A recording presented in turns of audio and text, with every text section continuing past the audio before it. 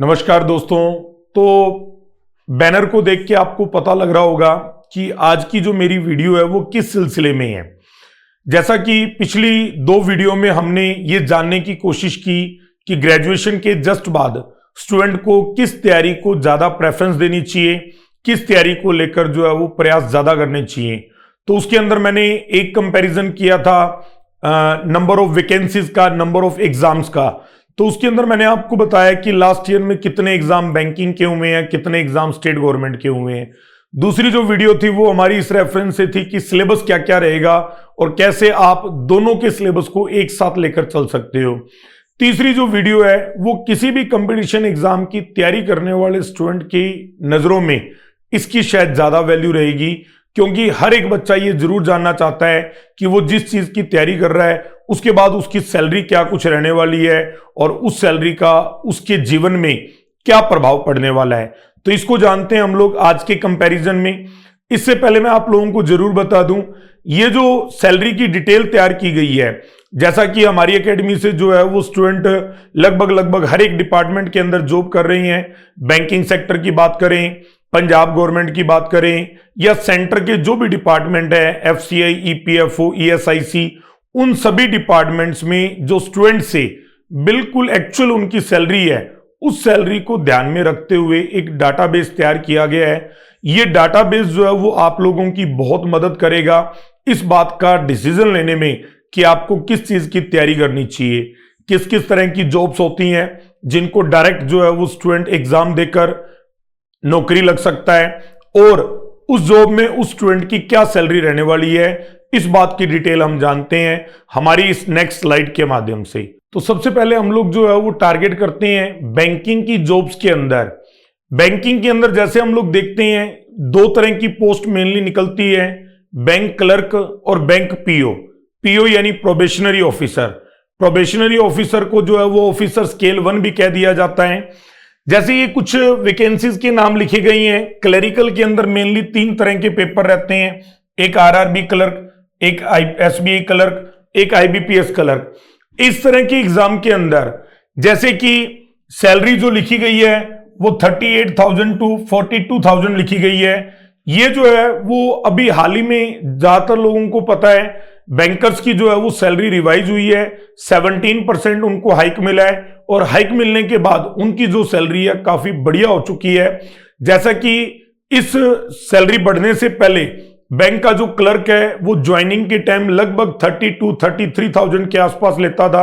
अलग अलग बैंक के अंदर जो उनके अलाउंसेज हैं वो थोड़ा वेरी कर जाते हैं, और अब इस ग्रोथ के बाद, इस हाइक के बाद सैलरी जो है वो ज्वाइनिंग के टाइम फर्स्ट सैलरी एक बैंकर की 38,000 टू 42 रहेगा। ये जो गैप है 38 और 42 का, उसके पीछे फर्क की वजह है स्टेट बैंक ऑफ इंडिया।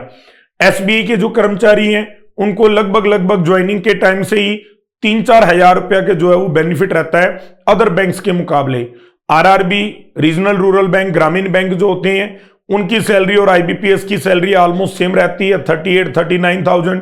जैसे बैंक के अंदर कर्मचारियों को अलाउंसेस भी खूब मिलते हैं, पेट्रोल अलाउंस मिलता है, entertainment, newspaper allowance, cleaning, sweeping और मेडिकल के अलाउंस मिलते हैं। तो इस तरीके के ये जो अलाउंस होते हैं इनको जोड़ने के बाद एसबीआई की जो सैलरी है कई बार 42 से भी बाहर चली जाती है, लगभग 43-44,000 के आसपास चली जाती है।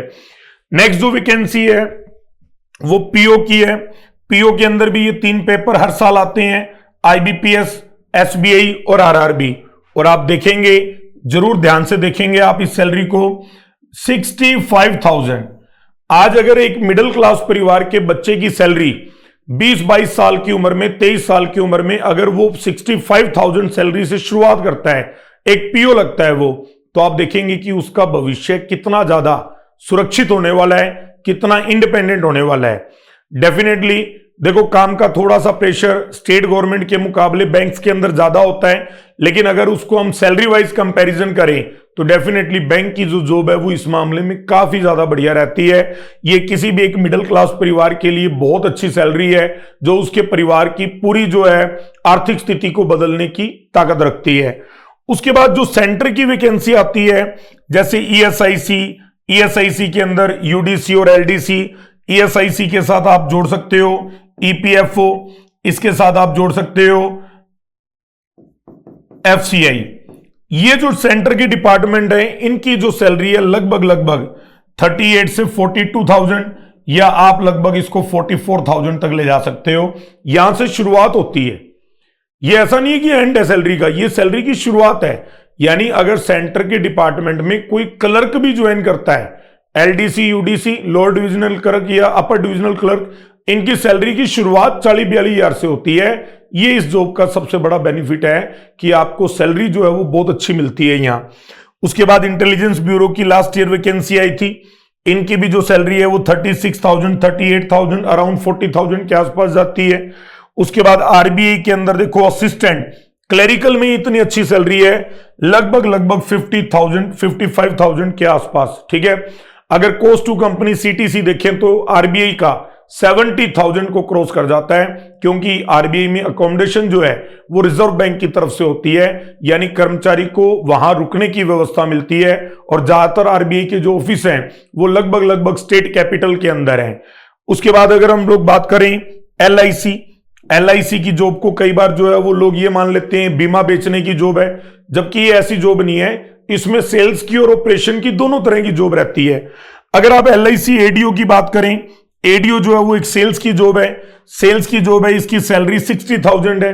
LIC WO जो है वो ऑपरेशन की जॉब है और इसकी पहली सैलरी 93,000 से शुरू की गई है और अभी सैलरी इंक्रीज होने के बाद नई वैकेंसी आई है LIC WO की, सभी जरूर ध्यान दें। और उसके अंदर पहली सैलरी 1,03,000 रुपए रहने वाली है। यानी एक बच्चा जो 24 साल की उम्र में मेहनत करके, हार्डवर्क करके, दिन रात एक करके अगर वो LIC के अंदर WO की वैकेंसी के अंदर नौकरी ले जाता है, उसकी पहली सैलरी 1,00,000 रुपए रहने वाली है। आप सोच सकते हो कितनी शानदार ये सैलरी और एक शुरुआत मिल रही है किसी भी कर्मचारी को। इससे बढ़िया एक स्टूडेंट के लिए कुछ नहीं हो सकता कि अगर वो टाइम रहते कंपटीशन एग्जाम में एंटर करे और उसके जस्ट बाद वो हार्डवर्क करे, 1.5 साल की मेहनत से वो इजीली, देखो मैं बिल्कुल नहीं कह रहा हूं कि 3 महीने में 6 महीने में कुछ हो जाएगा, 1.5 साल की मेहनत से वो इजीली कम से कम क्लर्क और बढ़िया से बढ़िया ऑफिसर की जॉब ले सकता है। तो इसमें आगे बढ़ते हैं हम लोग। ये लगभग मैंने बैंक की और सेंट्रल गवर्नमेंट के जो डिपार्टमेंट है उनको कवर किया। अब जो बारी आती है वो आती है स्टेट गवर्नमेंट की। स्टेट गवर्नमेंट के डिपार्टमेंट्स के बारे में भी जान लेते हैं। ये स्टेट गवर्नमेंट की कुछ डिपार्टमेंट है, जैसे पटवारी। हमें ये पता है कि पंजाब गवर्नमेंट के अंदर जो जॉब्स हैं, जॉब्स तो लगातार आ रही हैं, लेकिन सैलरी का स्टेट और सेंट्रल बैंक से बड़ा डिफरेंस है। यहां एक पटवारी को जो शुरुआत मिलती है 19,900, 1.5 साल तक उसकी ट्रेनिंग का पीरियड रहता है। ट्रेनिंग के दौरान उसको सिर्फ स्टाइफन मिलता है 18,000 रुपया। उसके बाद 3 साल का प्रोबेशन है, प्रोबेशन के दौरान 19,900 मिलता है। और उसके बाद जब प्रोबेशन खत्म हो जाता है 4.5 साल के बाद, फिर उसके बाद जब जॉब परमानेंट होती है, तो पुराने पे ग्रेड के अकॉर्डिंग एक पटवारी लगभग 48,000 तक पहुंच पाता था, लेकिन नए पे ग्रेड के बाद ये जो सैलरी है लगभग 26,000 या 30,000 के आसपास रह जाएगी। यानी वो 48 वाले जमाने अब जा चुके हैं। यानी पहले भी सैलरी कम है 19,900 और उसके बाद जब आपका प्रोबेशन खत्म हो जाता है उसके बाद भी आप सिर्फ 30,000, 28,000, 26,000 तक ही पहुंच पाते हो। तो आप देख रहे हो कितना डिफरेंस है। बैंक की शुरुआत 38,000 से हो रही है, यहां आप प्रोबेशन खत्म करने के बाद भी 38 पर नहीं पहुंच पा रहे हो। तो इतना ज्यादा फर्क है सैलरी का। बहुत सोच समझ के आपको डिसीजन लेना है। पंजाब पुलिस के अंदर कांस्टेबल की आप बात करते हो, वही 19,900।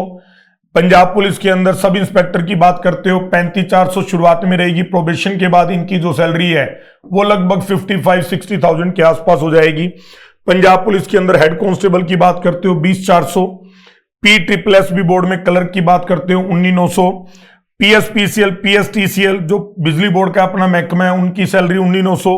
सीनियर असिस्टेंट जो है वो इससे ऊपर का ग्रेड है, इसलिए सैलरी 35,400। जेल वार्डन की 19,900। यानी स्टेट गवर्नमेंट के अंदर क्लरिकल की जो सैलरी है वो लगभग सेम है, और वो जो लगभग सेम है वो है 19,900। 19,900 में से भी 2,000 रुपया PF कट जाता है और एक कैंडिडेट को लगभग 17,700, 17,900, 17,200 के आसपास सैलरी मिलती है। आज महंगाई के इस जमाने में जरूर ये सोचना चाहिए कि क्या इतनी कम सैलरी से कोई भी युवा जिसके ऊपर जिम्मेवारी है अपने परिवार की, या एक सामाजिक जिम्मेवारी है कि शादी के बाद परिवार का खर्च बढ़ जाता है, और उस सबको क्या बीट कर सकते हो आप इस सैलरी से? तो आपको ये जरूर देखना है। मेरी इस वीडियो का कोई भी व्यक्ति ये अर्थ ना लगाए कि मैं बैंकिंग की या हम लोग बैंकिंग की तैयारी करवाते हैं इसलिए हम स्टेट की सैलरी के बारे में ऐसा बोल रहे हैं।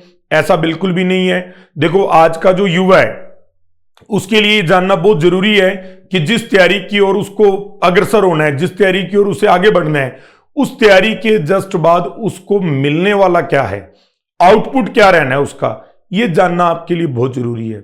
देखो, शहरी लोग जो हैं उनके लिए बड़ा मुश्किल है 20,000 की सैलरी से काम चलाना। हालांकि ग्रामीण जो लोग हैं वो 19,900 या 20,000 उनके लिए अच्छा हो सकता है, लेकिन एक बड़ी सिटी में अगर आपको जॉब मिलती है तो वहां 19,900 में सर्वाइव करना बहुत मुश्किल रहेगा। तो ऐसे में बहुत सोच समझ के आपको डिसीजन लेना है। बैंकिंग की सैलरी आप देख चुके हो, 38,000 से शुरुआत हो रही है। स्टेट की जो शुरुआत हो रही है वो 19,900 से हो रही है। जस्ट 50% का फर्क है, आधी सैलरी रह जाती है आपकी। तो आपको बहुत सोच समझ के ये डिसीजन लेना है। तो स्टूडेंट, ये हमारा एक छोटा सा कंपैरिजन था, इसको पॉजिटिवली लेना। ये सिर्फ और सिर्फ आपके नॉलेज के लिए है, आपकी जानकारी को बढ़ाया जाए, आपका ये नॉलेज बढ़े। देखो, जब आप कंपटीशन में एंटर करते हो उस समय ऐसा बिल्कुल फर्क नहीं होता कि आपको क्या आता है क्या नहीं आता। मोस्टली बच्चे फ्रेशर होते हैं, किसी को कुछ नहीं आता होता है, हर चीज सीखनी होती है। हमने सीखने की शुरुआत करी। स्टेट की आप तैयारी करोगे, थोड़ा सिलेबस कम है, आप 6-8 महीने में, 10 महीने में, साल में लग जाओगे। बैंक की या सेंटर की तैयारी करते हो, थोड़ा सिलेबस ज्यादा है, आप 12 महीने में, 18 महीने में, 15 महीने में, 2 साल में लग जाओगे। तो तैयारी तो करनी है।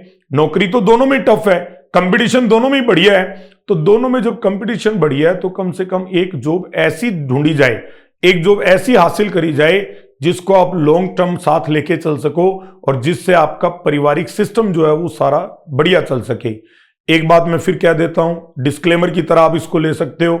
स्टेट गवर्नमेंट के डिपार्टमेंट्स के मुकाबले बैंकिंग सिस्टम में, बैंक के अंदर वर्कलोड काफी ज्यादा है। तो अगर आपको पैसा अगर ज्यादा मिलने वाला है बैंकिंग सिस्टम में, तो ये भी आप तैयार रहें कि वहां काम भी आपको ज्यादा करना पड़ेगा, काम के घंटे भी आपके ज्यादा रहेंगे। ठीक है स्टूडेंट्स, आज की मेरी इस वीडियो में इतना ही।